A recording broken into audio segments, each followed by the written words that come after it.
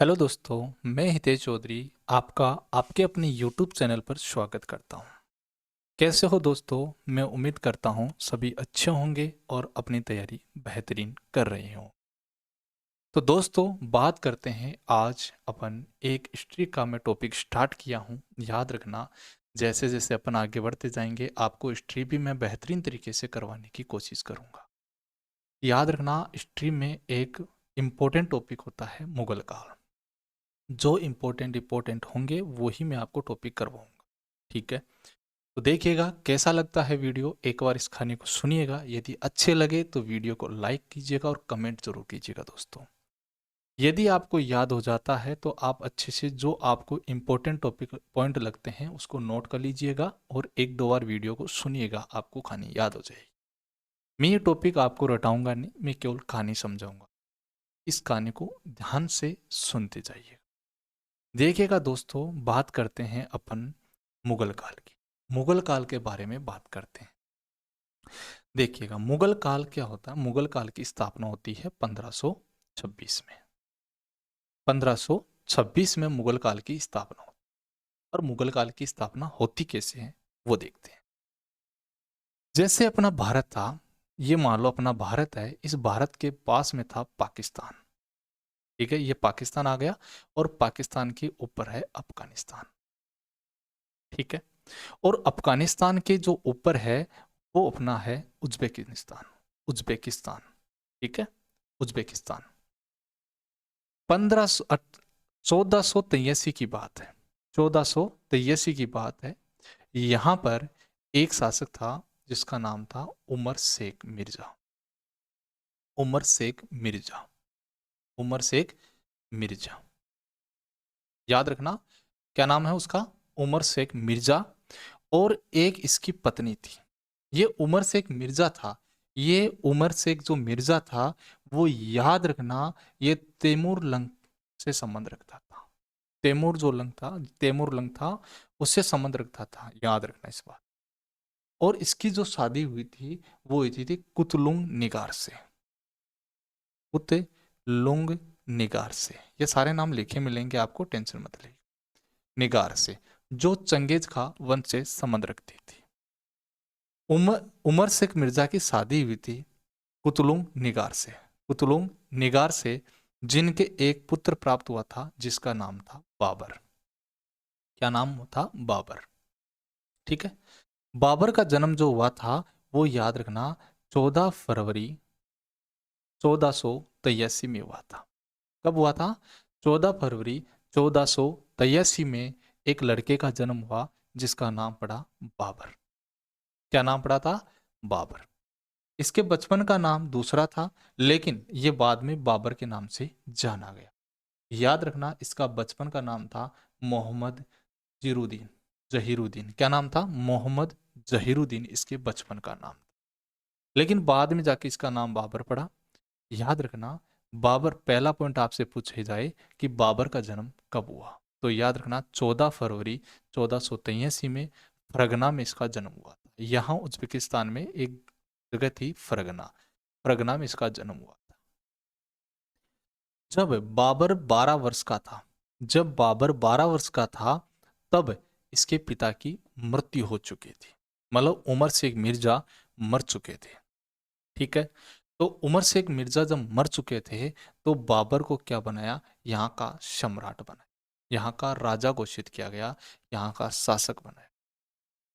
जब बाबर को यहाँ का शासक बनाया गया तो बाबर ने क्या किया? बाबर की बचपन से ही आदत थी, या बचपन से ही ये मतलब ऐसा था कि ये चाहता था कि मैं अपने साम्राज्य को विस्तार करूं, बढ़ाऊं, इसको दूर दूर तक फैलाऊं।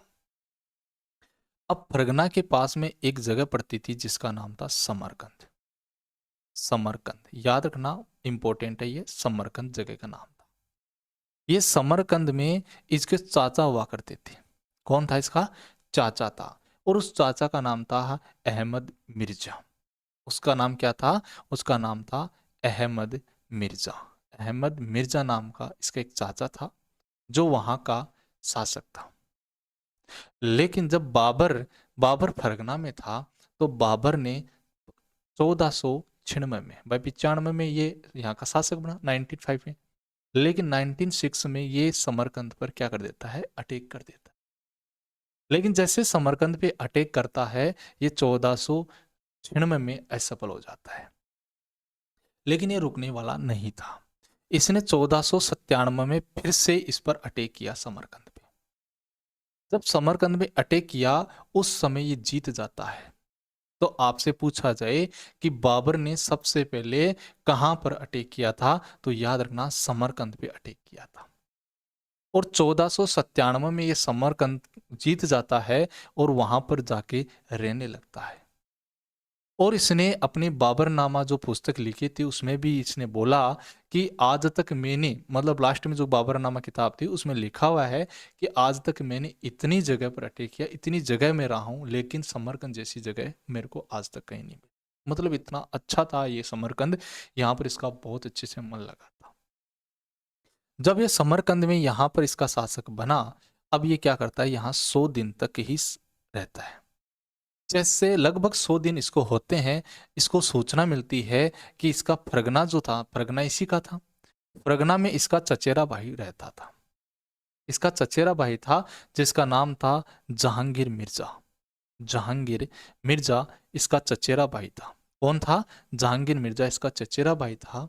वो क्या करता है, इस परगने को लूट लेता है। इस परगना को क्या कर लेता है, लूट लेता है, और लूट के यहाँ का वो शासक बन जाता है।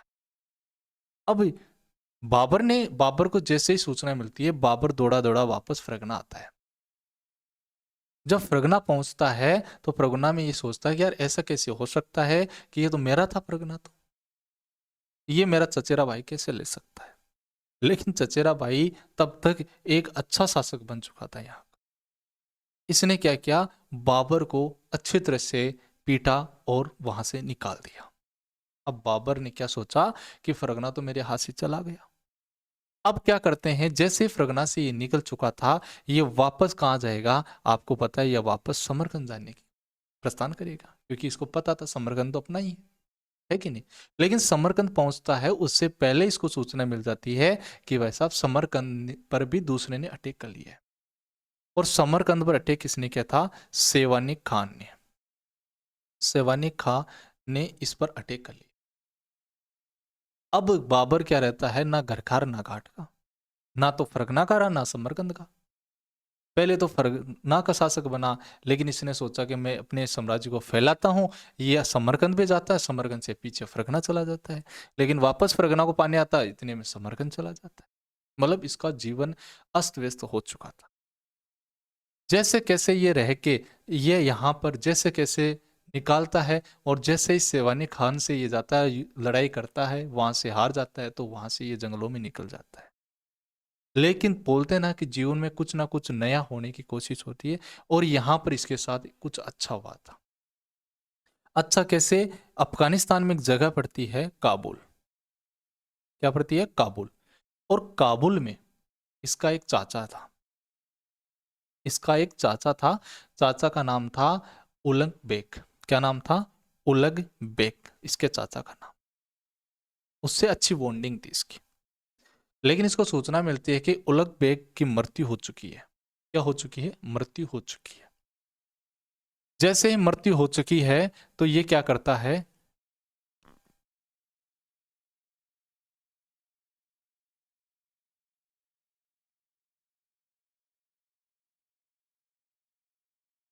जैसे ही समरकंद यहाँ उलग बेग था, उलग बेग की मृत्यु हो जाती है, तो ये क्या सोचता है कि मैं यहाँ पर जाकर अपना स्थापित स्थापित करता हूँ। यहाँ जैसे ही पहुंचता है, इसके बाद में इसको दिखता है कि आगे कौन है, भारत है, और ये भारत पर अटैक करने की कोशिश करता है। ठीक है, आगे क्या होता है इसके बारे में बाद में बात करेंगे, उससे पहले अपन एक बार हिस्ट्री को समझते हैं। मैंने अभी तक क्या समझाया आपको, वो चीजें आप एक बार देखो।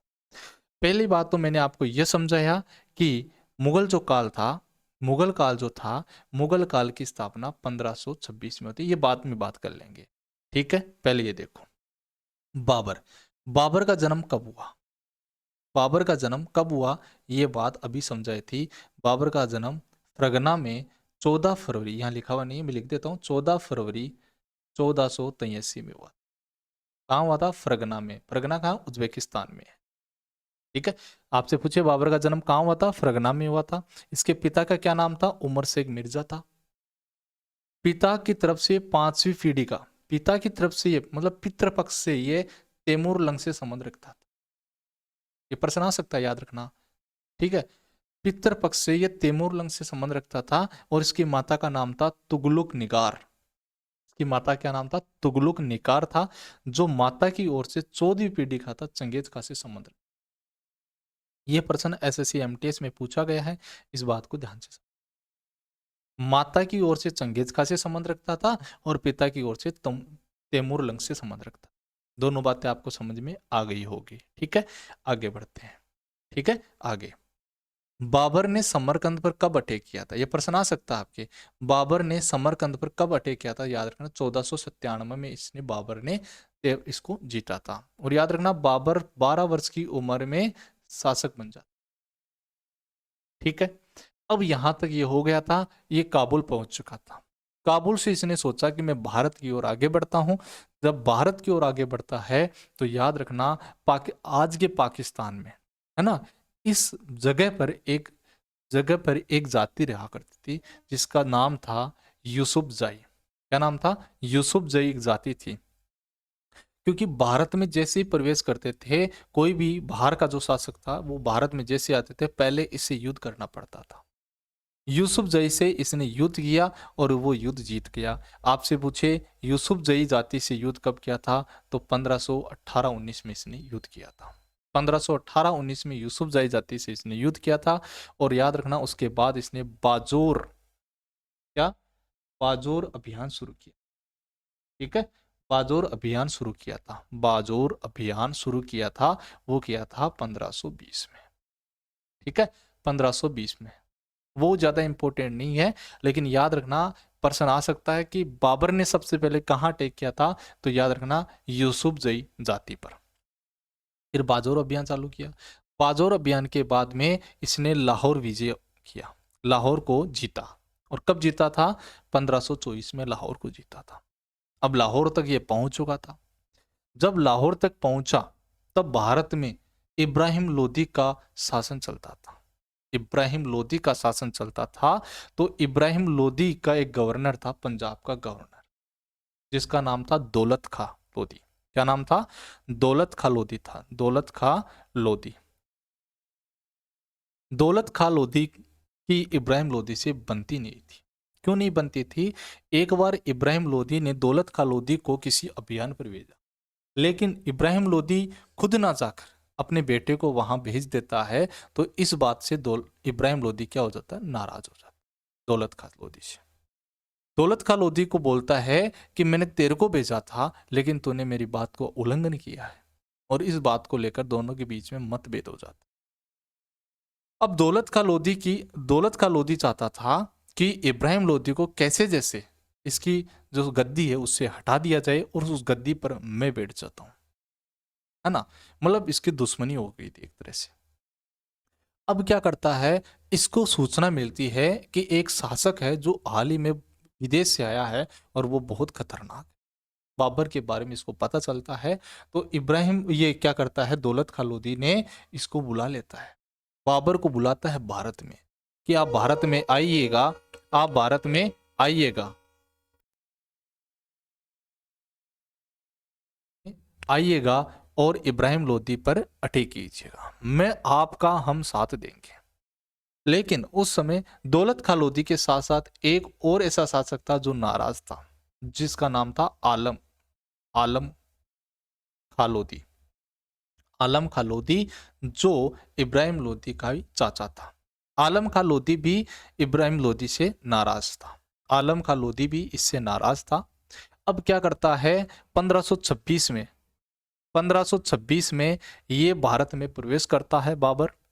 और 1526 में भारत में बाबर जैसे ही प्रवेश करता है, बाबर ने लगातार कई युद्ध किए। इन युद्धों के बारे में हम चर्चा करते हैं। देखो, बाबर ने भारत में 4 युद्ध किए। कितने युद्ध किए? 4 युद्ध किए बाबर ने भारत पे। अब 4 युद्धों में कौन कौन से प्रमुख है वो समझिएगा पहले। 4 युद्धों में सबसे पहले आता है, 4 युद्ध भारत में युद्ध किए बाबर ने। जिसमें पहला युद्ध आता है पानीपत का युद्ध। पानीपत का युद्ध, पानीपत का युद्ध।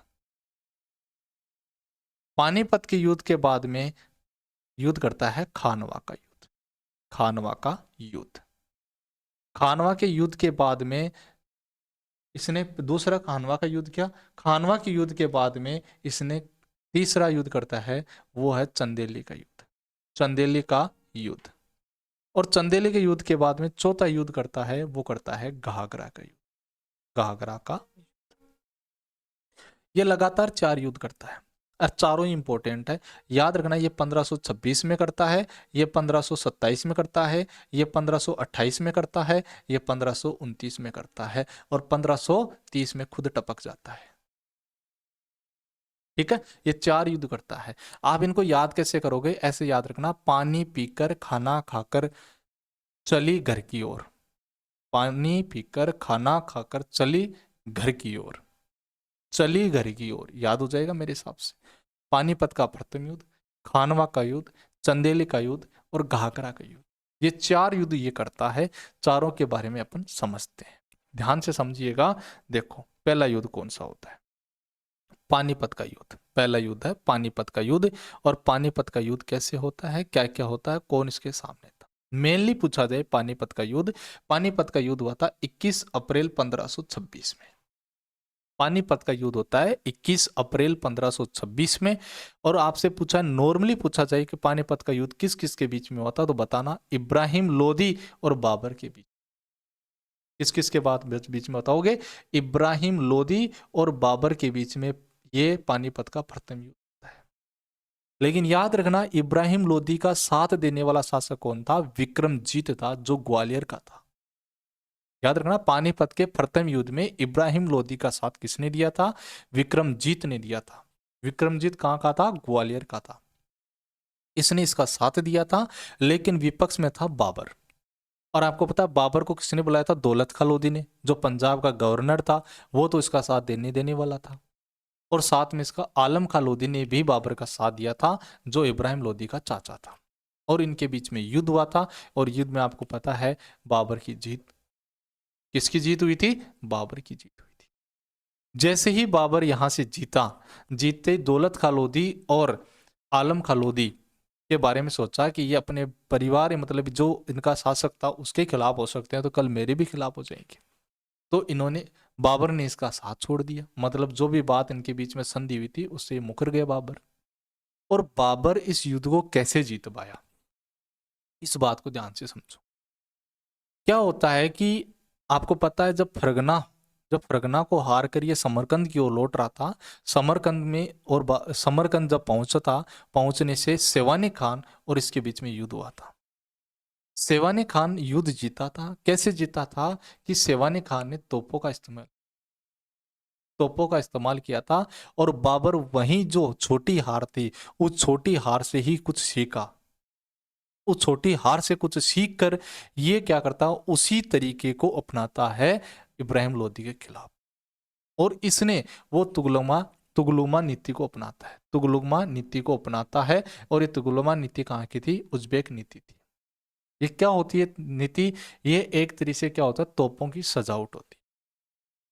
कौन सी तोप को कहाँ रखना है, कैसे रखना है, ये सारी चीजें ये बाबर ने इस नीति के तहत सीखा था। और याद रखना, इस युद्ध में इन तोपों का जो इस्तेमाल किया था बाबर ने, पर सुना सकता है कि बताइए मुगल काल में सबसे पहले तोपों का इस्तेमाल करने वाला शासक कौन है? तो बाबर था। उससे पहले कभी तोपों का इस्तेमाल नहीं करते थे। तो तोपों का इस्तेमाल किसने किया था? बाबर ने किया था। और किस नीति के तहत किया था? तुगलमगा नीति। मतलब कौन सी तोप को पहले लगाना है, कौन सी तोप को बाद में लगाना है, इनका इस्तेमाल इसने किया। और याद रखना, तोपों का जो संचालन कर रहा था उसका नाम था उस्ताद कुली खां। पर सुना सकता है बाबर के समय में तोपों का संचालन करने वाले का नाम क्या था? तो उस्ताद कुली खां था। और बंदूकों का संचालन करने वाला कौन था? मुस्तफा था। और उस टाइम भारत में सिर्फ तलवारें चलती थी। और ये क्या करता? गोला फेंका था। अब गोल आपको पता है, एक तो गोला फेंकर, एक तलवारें चलाई, दोनों में अंतर तो होता ही है ना। तो इस युद्ध में क्या करता है? बाबर जीत जाता है। ठीक है। लेकिन जैसे ही बाबर जीतता है और इब्राहिम लोदी को वहीं पर युद्ध स्थल पे मार गिराता है, लेकिन बाबर ने यहां पर दया दिखाई। दया क्या दिखाई कि इब्राहिम लोदी को मारने के बाद जो इब्राहिम लोदी की फैमिली थी उसको वो नहीं मारता है और उसको वो सुरक्षा देता है। और 1526 में, कब ये हुआ? 1526 में हुआ था। 1526 में क्या करता है, ये युद्ध जीत जाता है और उसकी फैमिली को ये सुरक्षा देता है। लेकिन क्या होता है कि 1526 में जीतने के बाद इसकी माँ, जो इब्राहिम लोदी की माँ थी, वो आपको पता है जैसे ही उसकी सुरक्षा दी तो उसने उसको बेटे के समान बोला, इसने बोला कि माँ के समान ही है तो ये मेरी भी माँ होगी। लेकिन इस इब्राहिम लोदी की माँ ने बाबर को जहर दे दिया। जहर दे दिया तो वो मरते मरते बचा था, इब्राहिम लोदी, सॉरी बाबर मरते मरते बचा था। लेकिन फिर भी बाबर ने उसके खिलाफ कोई भी कार्रवाई नहीं की। और इस बात को देखकर लोगों के बीच में क्या हुआ, एक अच्छा इंसान बन गया। दूसरी बात यह भी हुआ कि जैसे ही ये पानीपत का युद्ध करता है, ये जीतता है, जीतने के बाद जितने भी लोग थे, बाबर के पास जितना भी धन दौलत थी, लोगों के बीच में बंटवाता है। तो लोगों के बीच में ये कहलाता है कि ये दान करने वाला है, ये दया करने वाला है। लोगों की नजर में ये हो गया कि दान खूब किया है, और ये दयालु भी है। ये दान और दयालु को देखते हुए बाबर को इस समय उपाधि दी गई थी कलंदर की उपाधि। कलंदर का मतलब होता है दान करने वाला, दया करने वाला। ठीक है। तो उस बाबर को क्या, कौन सी उपाधि दी गई? कलंदर की। याद रखना, बाबर ने कलंदर की उपाधि कब धारण की थी? तो याद रखना, पानीपत के प्रथम युद्ध के बाद में। पानीपत के प्रथम युद्ध के बाद में इसने कलंदर की उपाधि धारण की थी। बात आ गई समझ में? दोबारा रिपीट करता हूं, पानीपत का प्रथम युद्ध 1526 में हुआ था, जो इब्राहिम लोदी और बाबर के बीच में हुआ था। इब्राहिम लोदी का साथ देने वाला विक्रमजीत था और बाबर का साथ देने वाला था दौलत खां लोदी, जो पंजाब का गवर्नर था, और आलम खां लोदी था। इस युद्ध में बाबर ने तुगलमा नीति अपनाई थी, साथ में रूसी या उस्मानी नीति भी अपनाई थी। और याद रखना, इसमें तोपों का प्रयोग किया था, और तोपों का संचालन करने वाला उस्ताद कुली खां था, और बंदूकों का संचालन करने वाला मुस्तफा था। और इस युद्ध के बाद इसने कलंदर की उपाधि धारण की थी। कलंदर कैसे? एक तो दान खूब किया था, और दान के साथ साथ इसने दया भी दिखाई। ठीक है। ये कलंदर की उपाधि पानीपत के युद्ध के बाद में इसने ग्रहण की। फिर उसके बाद क्या होता है, लेकिन जैसे ये बात से मुकरता है तो उसके बाद इनके बीच में युद्ध होता है, दूसरा युद्ध होता है। याद रखना, दूसरा युद्ध होता है, वो होता है खानवा का युद्ध। कौन सा होता है? खानवा का युद्ध। खानवा का युद्ध होता है 1526 में। कब होता है? 1526 में। और 1526 में ये जो युद्ध होता है वो बाबर के और राणा सांगा के बीच में होता है। राणा सांगा वो मेवाड़ का शासक था। कहाँ का था? मेवाड़ का। और बहुत खतरनाक शासक था। याद, इसके बारे में थोड़ा सा अपन देखते हैं। राणा सांगा, ठीक है, आपने सुना होगा राणा सांगा कैसा खतरनाक शासक था, है ना? और ये किताबें नहीं, जो बाबरनामा था उसमें भी बाबर ने लिखा था कि मैंने इस जैसा शासक नहीं देखा, इस जैसा योद्धा नहीं देखा, इतना खतरनाक था। ठीक है।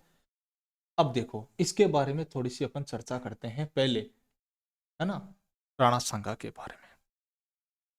तो दे बताइए, राणा सांगा जो था, राणा सांगा जिसका नाम था महाराणा महाराणा संग्राम सिंह। महाराणा संग्राम सिंह जो मेवाड़ का शासक था, और यह शासक रहा 1509 से लेकर 1528 तक ये शासक रहा।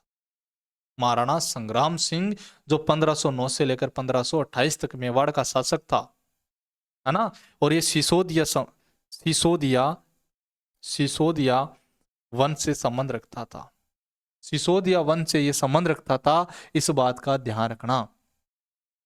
क्या है? महाराणा संग्राम सिंह मतलब महाराणा सांगा 1509 से लेकर 1528 तक मेवाड़ का शासक रहा, जो सिसोदिया वंश से संबंध रखता था।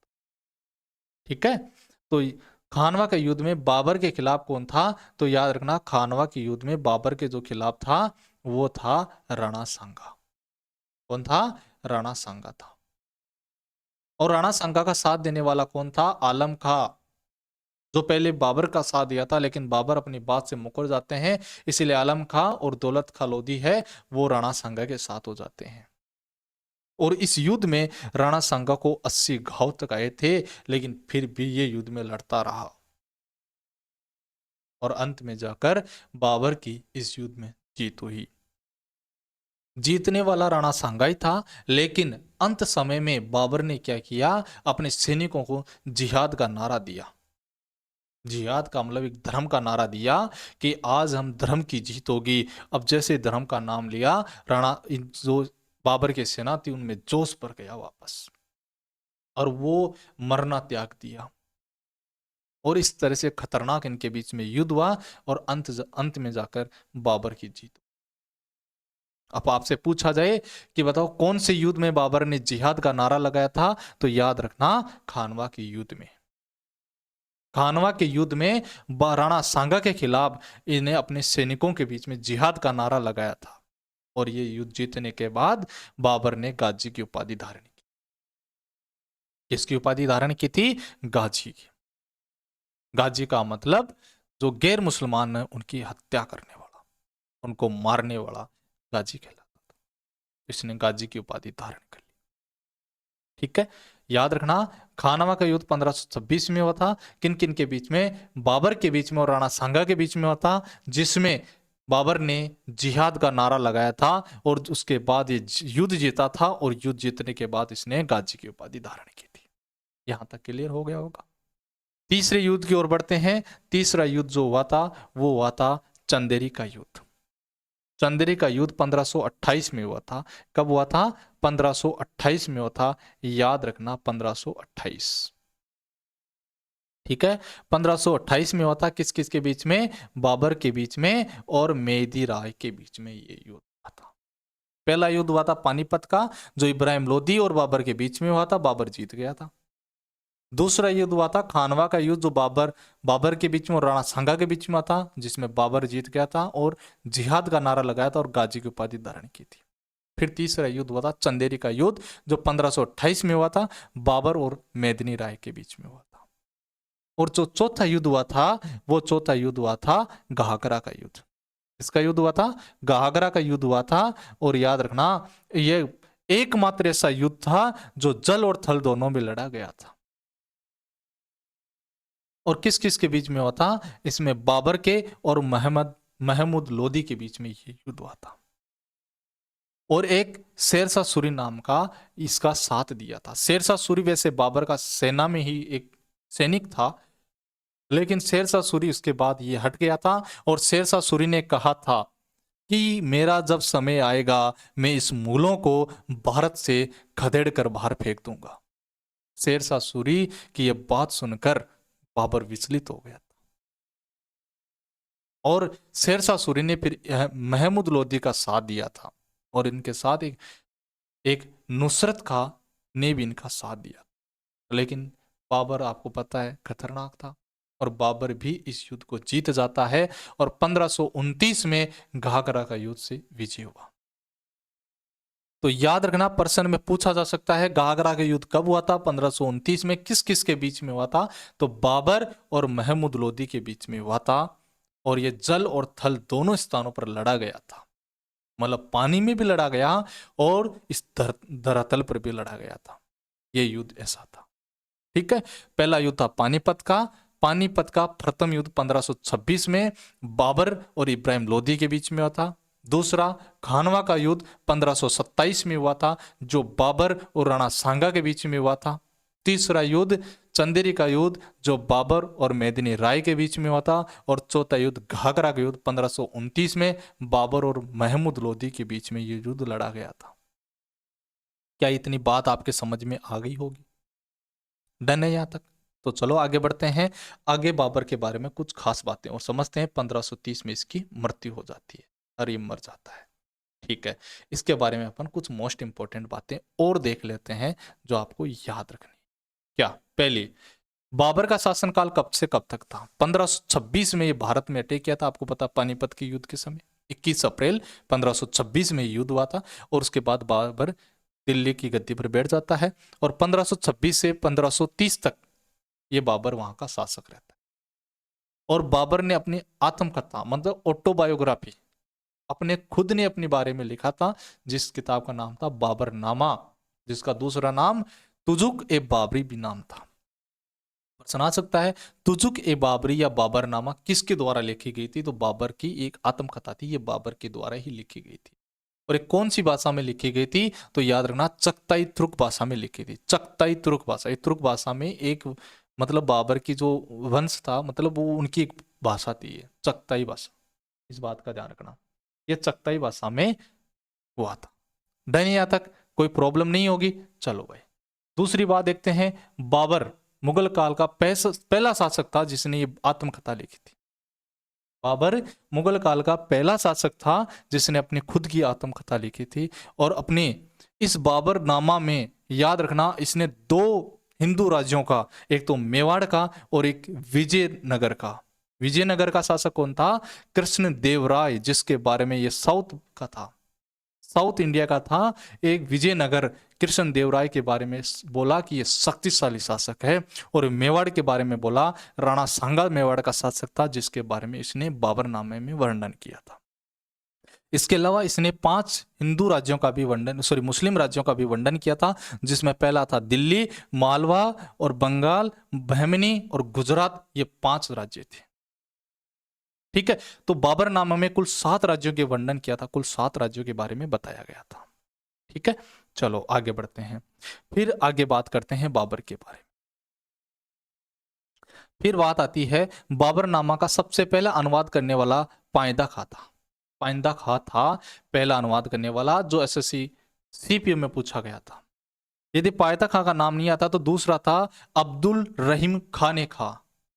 अब्दुल रहीम खान ए खाना, जिसने फारसी भाषाओं में इन्होंने अनुवाद किया था इस किताब का, बाबरनामा का। लेकिन इसका इंग्लिश में अनुवाद करने वाला कौन था? इसका इंग्लिश में लिंडन और एल्किन इसका अनुवाद करने वाले थे। ठीक है, यह बात भी ध्यान रखना। और याद रखना बाबर का मकबरा पहले आराम बाग आगरा में था, आराम बाग आगरा में था। लेकिन बाबर की पत्नी के कहने पर इसका बाद में मकबरा काबुल में बनाया गया। काबुल कहाँ है? अफगानिस्तान में बनाया गया। और बाबर का बचपन का नाम क्या था? जहीरुद्दीन था। और बाबर के 4 बेटे थे, हुमायूं, कामरान, अटकरी और हिंदाल। हुमायूं, कामरान, अटकरी और हिंदाल, ये 4 इसके बेटे थे। और बाबर ने शुरू में ही बोल दिया था कि मेरे बाद युवराज हुमायूं बनेगा। लेकिन हुमायूं के साथ कुछ शर्तें रख देता है। उन शर्तों की बात करेंगे अब अगले वीडियो में, क्या शर्त रखता है और उसको युवराज कैसे घोषित करता है। तो आज के लिए इतना है काफी दोस्तों, फिर मिलेंगे अगली क्लास में। आज के लिए धन्यवाद। वीडियो अच्छा लगे तो लाइक करें और कमेंट जरूर करें दोस्तों। बाय, टेक केयर, अपना ख्याल रखें दोस्तों। Bye bye.